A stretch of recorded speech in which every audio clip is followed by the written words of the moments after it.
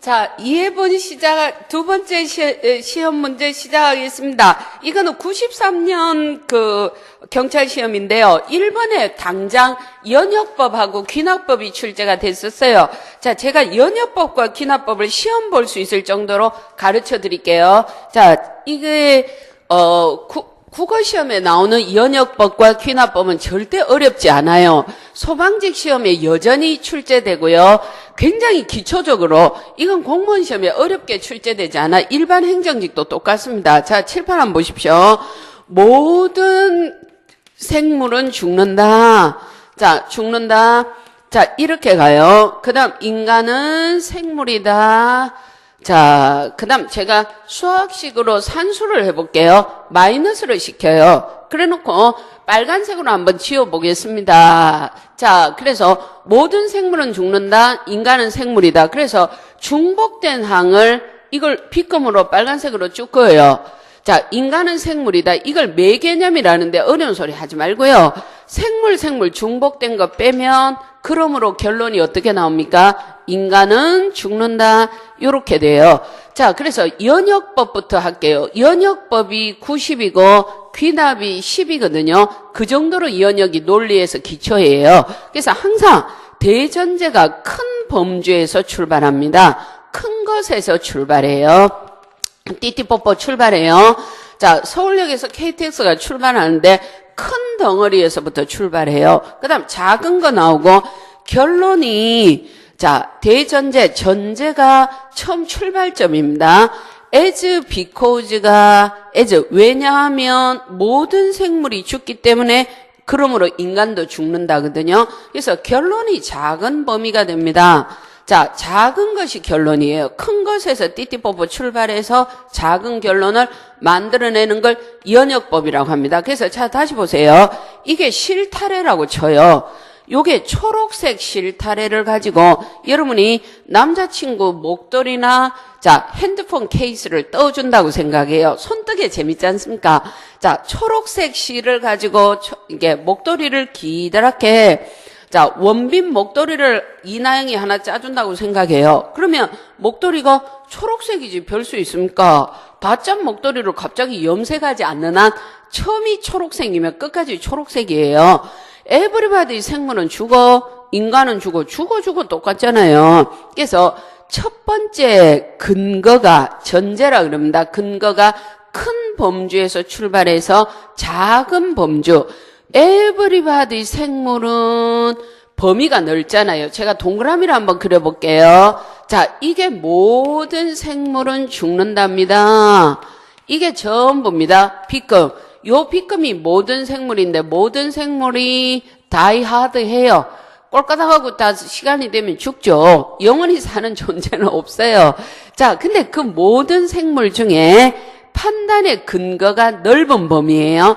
인간이 들어가요. 인간도 생물이니까요. 그러니까 인간도 이 비를 맞을 수밖에 없죠.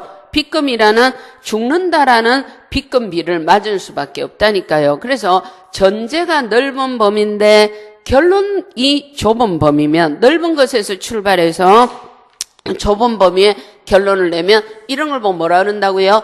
연역법이다. 요렇게 짜시면 되겠습니다. 자, 그래서 연습을 한 번에 더 해볼게요. 자, everybody 모든 사회자는 자, 토론의 사회자는 냉철하다. 객관적으로 어느 한쪽 편을 들어서 싸움을 시키면 안 되잖아요. 중간 정리를 해줘야죠. 자, 그래서 여러분들 잘 아는 100번 토론했던 손석희 아저씨 예를 들겠습니다. 손석희는 토론의 사회자다. 자, 중간을 깔아요. 그 다음, 자, 저하고 같이 마이너스 게임을 해요. 산수 게임을. 논리만치 쉬운 거 없습니다. 시험장 논리는 제일 쉬워요. 인생을 살기가 힘들지. 논리 뭐 그렇게 어렵겠습니까? 시험 보는 거, 시험에 나오는 정도 20개 문제 푸는 거는 용감하시면 됩니다. 사회자는 냉철하다. everybody. 손석희 사회자도 확 빼요. 그러므로 손석희는 손은 자, 심석희 선수 생각하는데 냉철하다. 이렇게 돼요. 그래서 처음 전제가 넓다.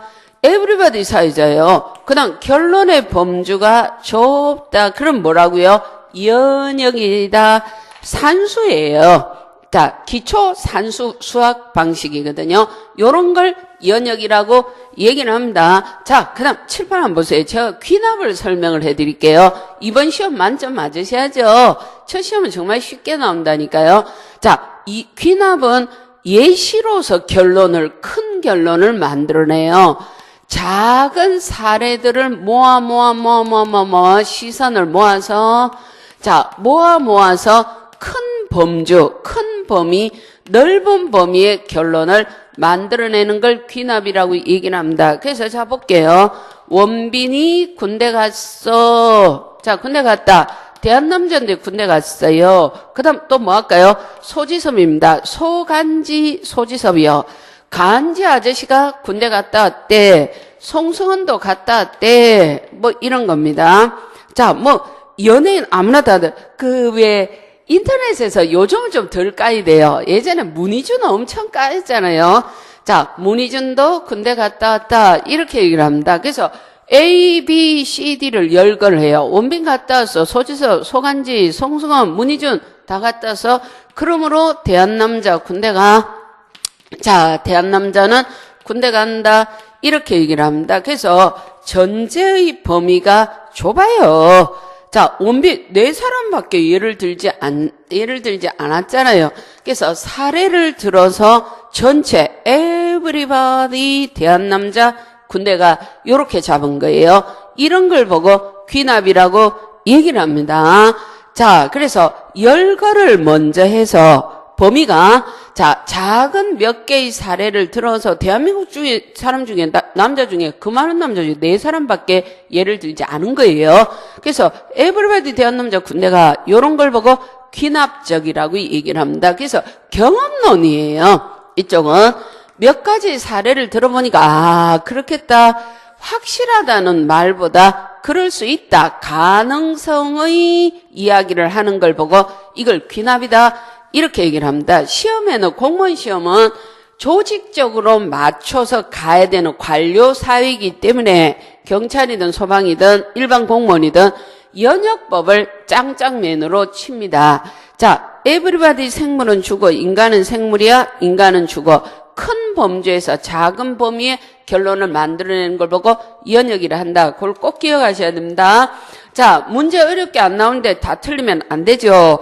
그 다음 2번 갑니다. 주어를 찾으라. 서술어에 대한 주체입니다. 자, 1번이 주어가 되겠네요. 코끼리는 그것도 주어입니다. 자, 코끼리는 코가 길다.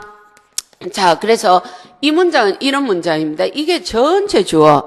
주어를 S라고 하거든요. 그 다음 코가 길다. 요게 서술어인데 자, 서술어는 어찌하다, 어떠하다, 자, 뭐뭐이다 이런 말을 보고 요 3가지를 보고 영어도 마찬가지지만 서술어라고 합니다. 설명 해설을 해줘요. 어찌하다, 어떠하다, 뭐뭐이다. 자, 그 말에 대한 주체가 돼요. 주체. 자, 주체는 영어 여러분들 배우셨지만 who나 what입니다. 누가 무엇이 이런 걸 주체라고 얘기를 하거든요. 그래서 긴데 뭐가 주체되잖아요. 뭐가 긴데요? 코가 길다. 그래서 이게 새끼 주어예요. S-P가 서술어거든요. P- 이게 서술어입니다.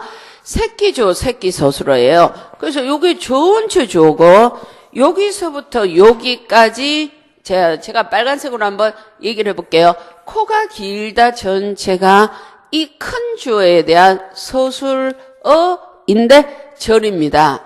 주어 서술어가 되면 절이라 서술절 안긴 견문장이라고 얘기를 합니다. 그래서 어쨌든 주어 다시 서술어 다시 이거 전체가 이 큰 주어에 대한 서술어 서술절 견문장이에요. 여기서는 단지 주어만 물었기 때문에 요거 밑줄 친 부분이 주어다. 이렇게 답을 하시면 되죠. 자, 그 다음 2번째가 있습니다. 창수는 주어.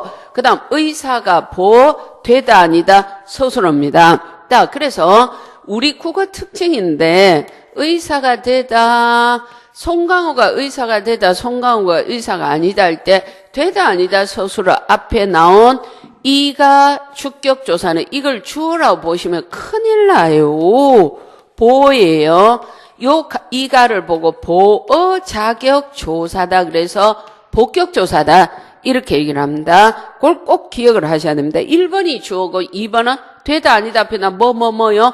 복격 조사 보호라 합니다. 영어 보호 생각하시면 안 돼요. 그 다음 3번 희귀가 백설과 같다. 와가 들어가서 부사어라고 합니다. 그 다음 4번도 부사입니다. 초점 아닙니다. 1번, 2번에서 되다 아니다 앞에 나오면 보호 꼭 출제됩니다. 공 꼭 건지세요. 그 다음 3번 이희 표기가 옳은 건 너무 중요합니다.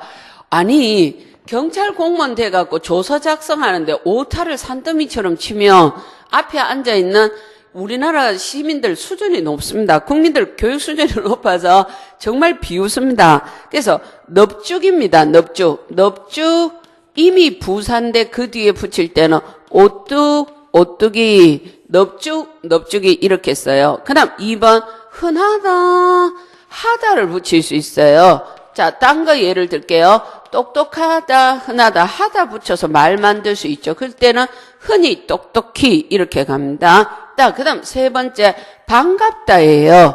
자, 새롭다, 곱다 이렇게 비읍이 들어가요. 비읍 불규칙이라고 하는데 이렇게 비읍이 들어가는 말은 전부 입니다. 반가이. 자, 새로 희가 아니고 새로 이. 그 다음 고희가 아니라 고의 이렇게 돼요. 자, 그 다음 4번 원칙 분명합니다. 구석이라는 뜻의 명사거든요. 그래서 명사가 두 개 나란히 붙으면 이가 됩니다. 자, 딴 예를 한번 들어볼게요.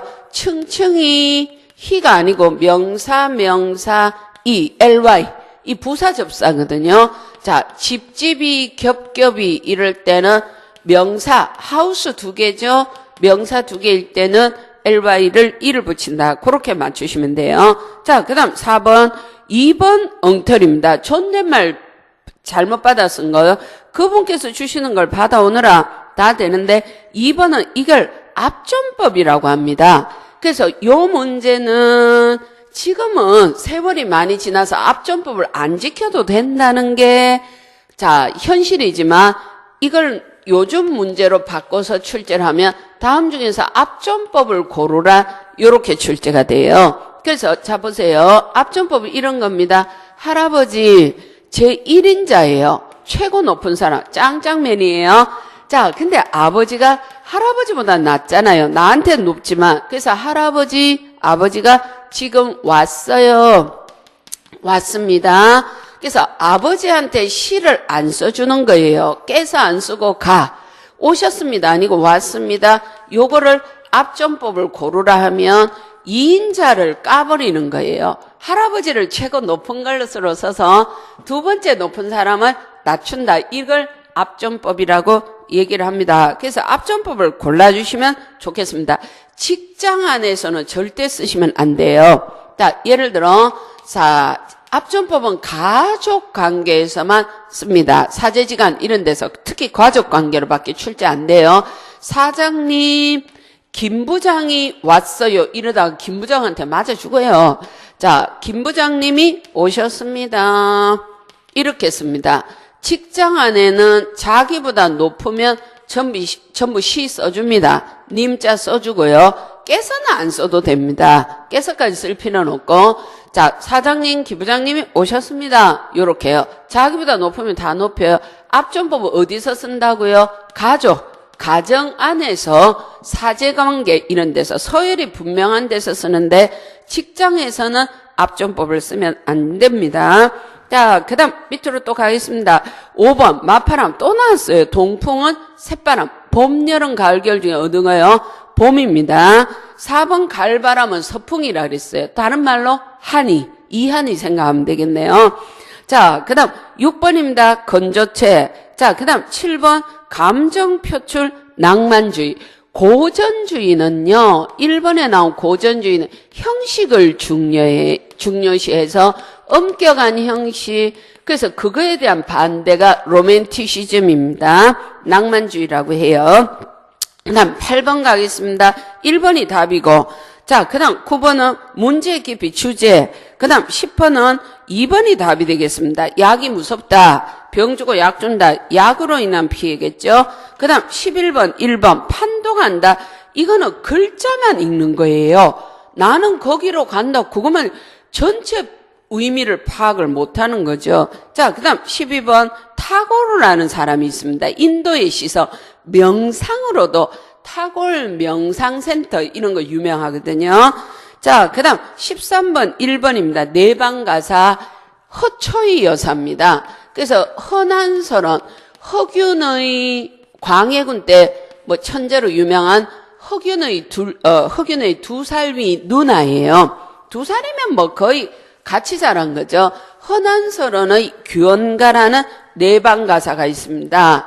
일찍 죽은 여자입니다. 30도 못 채우고 죽은 사람인데, 자, 내방가사 규원가라는 작품이 있습니다. 그 다음 14번 한글이라는 명칭, 큰 글, 위대한 글 그런 뜻이래요.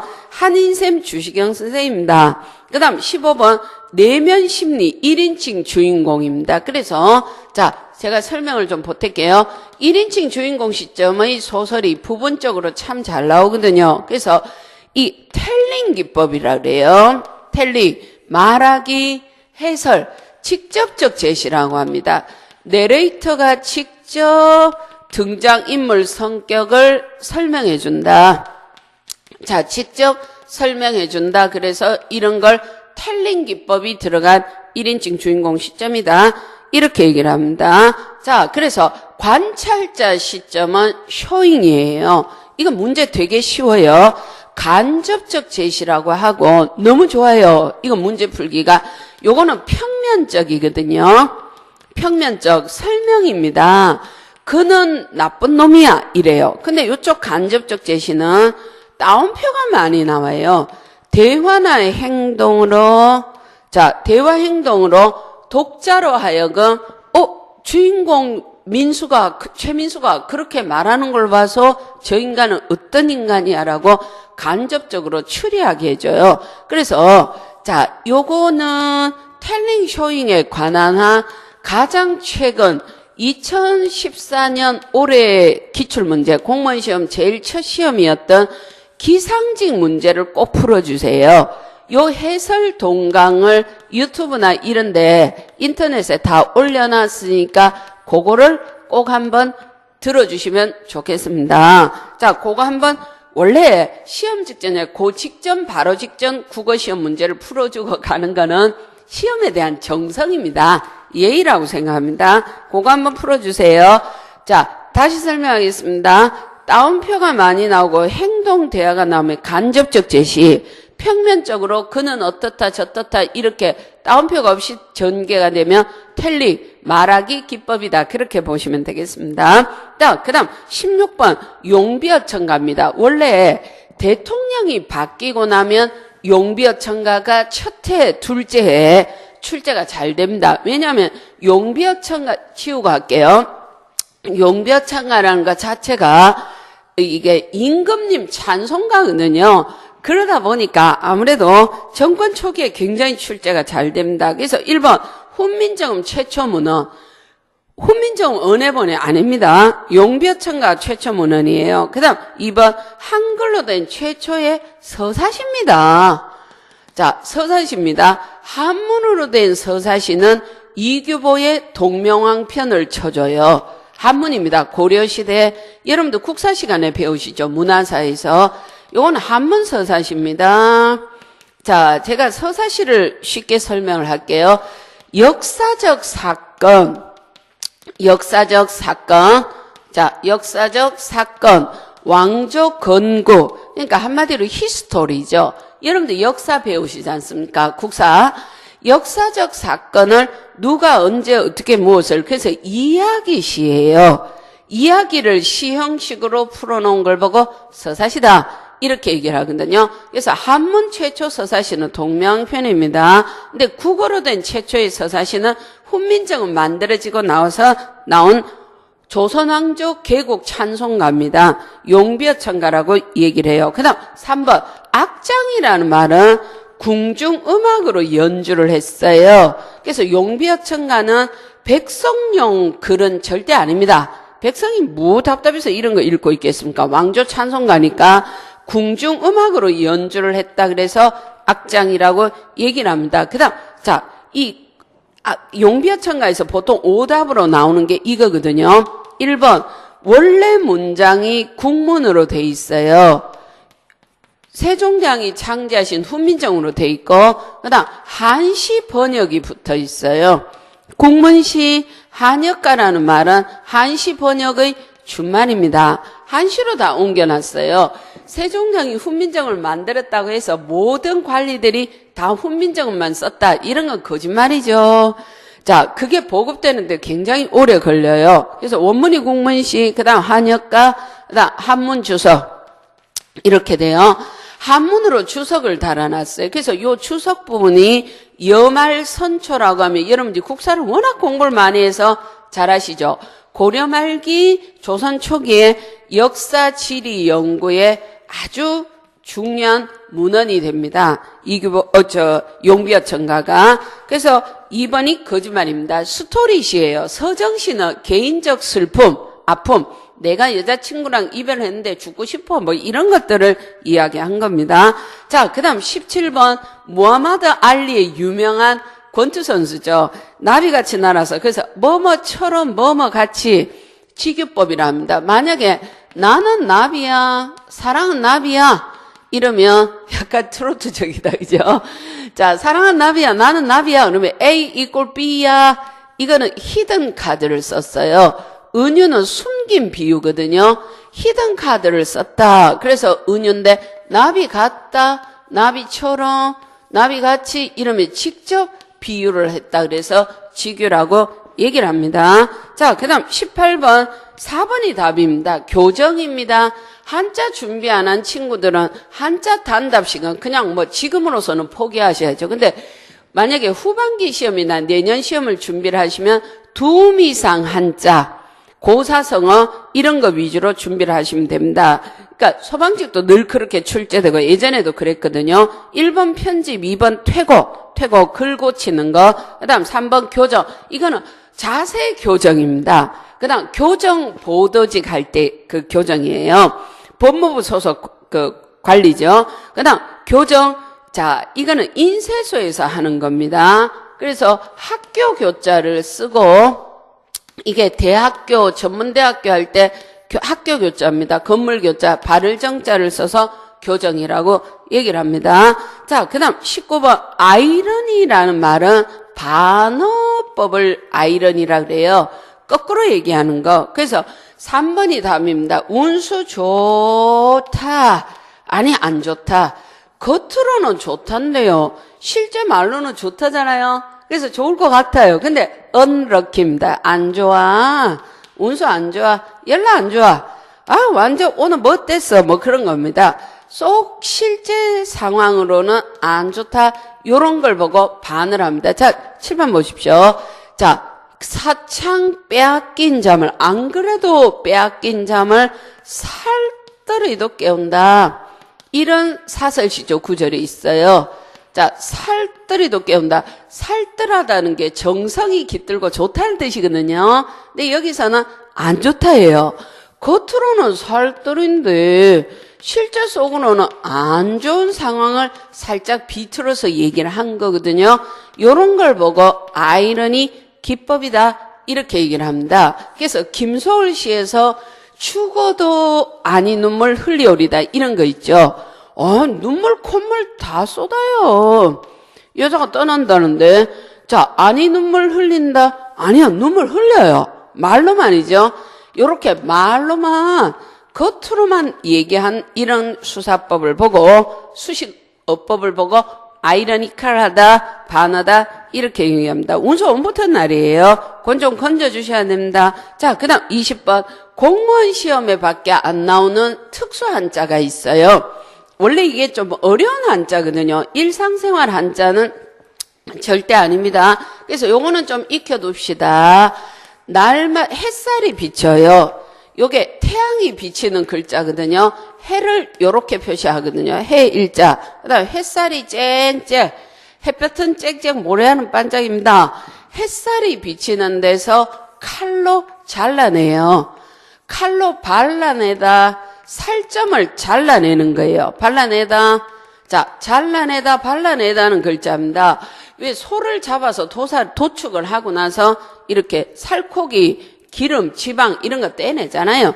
그 다음 척이고요. 그 다음 결, 손으로 긁어내는 글자입니다. 요게 핸드라는 부수예요. 한자도 부수가 있는데 요 부수예요. 핸드로 긁어내요. 마디마디 이렇게 긁어내다는 글자가 됩니다. 한자는 이유가 있어서 만들어진 글자예요. 지나기나 만든 글자가 아니라서. 자, 외웁시다.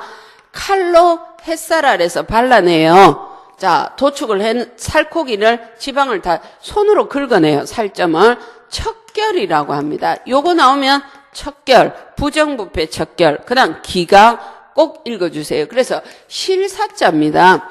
실에서 기본되는 것을 실을 이렇게 제대로 내가 묶었다 해서 기강이라고 1번으로 답을 맞춰주셔야 됩니다. 여러분들 객관식 문제 푸는데 도사들 아닙니까? 이 정도는 외우셔야죠. 외울 수 있습니다. 척결만 하시면 돼요. 그 다음 21번 300. 아니 진짜 360날 계속 울고만 있다. 그럼 미친 사람이 어디 있습니까? 감정을 과장되게 이야기한 것일 뿐이죠. 1번으로 답하시면 됩니다. 그 다음 22번 이거 예전 경찰직 시험에 지금도 소방직 시험에 출제되는 구별배행 시조가 되겠습니다. 이게 현대시조거든요. 현대시조인데 이런 시조를 보고 형식적으로 구별로 배행을 했다. 행을 배열을 했다. 그래서 이걸 구별 배행 시조다. 이렇게 얘기를 합니다. 원래 시조가 자 보세요. 3434, 3434, 3543 이렇게 되는 게 시조의 특징이죠. 그래서 아무리 파격을 하더라도 초장, 중장, 그 다음 요게 종장입니다. 그래서 요 석자는 꼭 지키도록 돼 있어요. 3543. 그래서 1, 2, 3, 4 강약 이렇거든요. 그래서 사음보예요. 시조가 사음보라는 건 굉장히 중요합니다. 시조 가사가 사음보라는 건 무지하게 중요합니다. 3543. 요 석자는 꼭 지켜주셔야 됩니다. 향가에서부터 유래한 형식이에요. 시조가. 요 석자 감탄사는 꼭 지켜줍니다. 왜 시조 끝부분에 보면 어즈버 두어라 아야 이런 구절들이 나오거든요. 우리나라 전통 국문학사에서 지금 현대 20세기, 21세기까지 지어지고 있는 건 시조밖에 없어요. 굉장히 중요합니다. 3434, 사음보, 1, 2, 3, 4 이런들 어따리 저런들 어따리 이렇거든요. 근데 현대 시조 시인이 20세기 와서 우리나라 해방 이후 가만히 보니까 사람들이 시조 그러면 낡은 걸로 취급을 해요. 사실 좀 오래된 건 맞고요. 그래서 이걸 이런 식으로 늘어나요. 3434 초장을 2개로 까요. 그 다음 3434 중장도 2개로. 그 다음 3543 이런 식으로 늘어나요. 이런 걸 보고 구별로 한 구별, 요걸 일구라고 보거든요. 이걸 이구, 구별로 배열을 했다. 그래서 구별 배행 시조라는 파격적, 형식적으로 좀 새로운 시조를 시도한 건데 이게 먹혀요. 그래서 아주 중요합니다. 그래서 대표적 구별 시조가, 구별 배행 시조가 이 이영도 여사예요. 여자분입니다. 유치한 선생님이 이영도 여사를 개인적으로 되게 좋아했대요. 그래서 이 시가 되거든요. 국립묘지에 참배를 갔는데 그때 마침 겨울이었는데 눈이 펑펑 쏟아지는 눈을 보면서 이걸 꽃잎이라고 그랬대요. 꽃잎이라고 은유법으로 쓴 시가 되겠습니다. 추모시예요. 국립묘지 연상하시면 되겠네요. 뜨겁게 목숨을 사르고 나라를 위해서 죽었다는 거죠. 그래서 덮이는 꽃잎이 진짜 꽃잎이 아니고 봄날의 벚꽃이 아니고 눈입니다. 스노우보드 할 때 스노우입니다.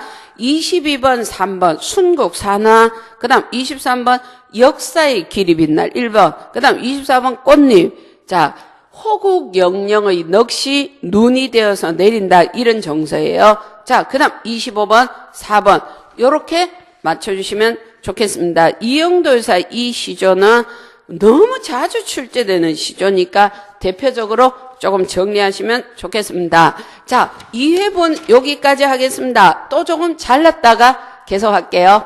빠이.